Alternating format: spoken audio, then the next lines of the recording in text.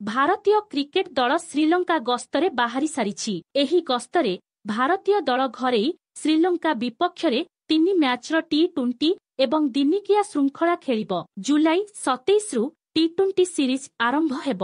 ଅନ୍ୟପଟେ ଅଗଷ୍ଟ 2ରୁ ଖେଳାଯିବ ଦିନିକିଆ ଶୃଙ୍ଖଳା। ଏହା ପୂର୍ବରୁ ଟି-20 ଶୃଙ୍ଖଳାରେ କେମିତି ରହି ଭାରତୀୟ ଦଳର ଚୂଡ଼ାନ୍ତ ଏକାଦଶ, ଏହା ଉପରେ କ୍ରିକେଟ ପ୍ରେମୀଙ୍କ ନଜର ରହିଛି। ଶ୍ରୀଲଙ୍କା ବିପକ୍ଷ ଟି-20 ସିରିଜରେ ଦଳ ନୂତନ ଯୁଗ ଆରମ୍ଭ କରିବ। ନୂତନ ମୁଖ୍ୟ କୋଚ ଗମ୍ଭୀରଙ୍କ ମୁଖ୍ୟ କୋଚ ଭାବେ ଏହା ପ୍ରଥମ ସିରିଜ୍ ହେବ।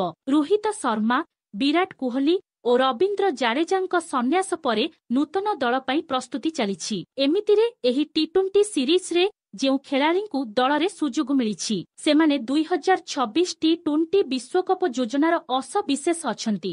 ଶ୍ରୀଲଙ୍କା ବିପକ୍ଷ ପ୍ରଥମ ଟି-20ରେ ଉପ ଅଧିନାୟକ ଶୁଭମନ ଗିଲ୍ ଓ ଯଶସ୍ୱୀ ଜୟସ୍ୱାଲ ଇନିଂସର ଆରମ୍ଭ କରିପାରନ୍ତି। ଏହାପରେ 3 ନମ୍ବରରେ ଋଷଭ ପନ୍ତ ଖେଳିପାରନ୍ତି। ପନ୍ତ 2024 ଟି-20 ବିଶ୍ୱକପରେ 3 ନମ୍ବରରେ ବ୍ୟାଟିଂ କରିଥିଲେ। ଏହାପରେ ସୂର୍ଯ୍ୟକୁମାର ଯାଦବ 4 ନମ୍ବରରେ ବ୍ୟାଟିଂ କରିବେ। ଏହାପରେ ହାର୍ଦ୍ଦିକ ପାଣ୍ଡ୍ୟା, ରିଙ୍କୁ ସି ଓ ଶିବମ ଦୁବେ ଫିନିଶର ଭୂମିକାରେ ନଜର ଆସିବେ। ଦୁବେ ଷଷ୍ଠ ବୋଲିଂ ବିକଳ୍ପ ମଧ୍ୟ ରହିବେ। ସ୍ପିନ୍ ବିଭାଗରେ ଅକ୍ଷର ପଟେଲ ଏବଂ ରବି ବିଷ୍ଣୋଇ ନିଜର ଦାୟିତ୍ୱ ସମ୍ଭାଳିବେ। ପଟେଲ 8 ନମ୍ବରରେ ବ୍ୟାଟିଂ କରିବେ ଏବଂ ଦଳର ବ୍ୟାଟିଂ କ୍ରମ ଆହୁରି ମଜବୁତ ରହିବ। ହାର୍ଦ୍ଦିକ ଥିବାରୁ ସୂର୍ଯ୍ୟକୁମାର 2 ଜଣ ଦ୍ରୁତ ବୋଲରଙ୍କ ସହ ମଇଦାନକୁ ଓହ୍ଲାଇ ପାରନ୍ତି। ଶ୍ରୀଲଙ୍କା ବିପକ୍ଷ ପ୍ରଥମ ଟି-20ରେ ଭାରତର ସମ୍ଭାବିତ ଚୂଡ଼ାନ୍ତ ଏକାଦଶ ଶୁଭମନ ଗିଲ୍, ଉପ ଅଧିନାୟକ ଯଶସ୍ୱୀ ଜୟସ୍ୱାଲ, ଋଷଭ ପନ୍ତ, ୱିକେଟ କିପର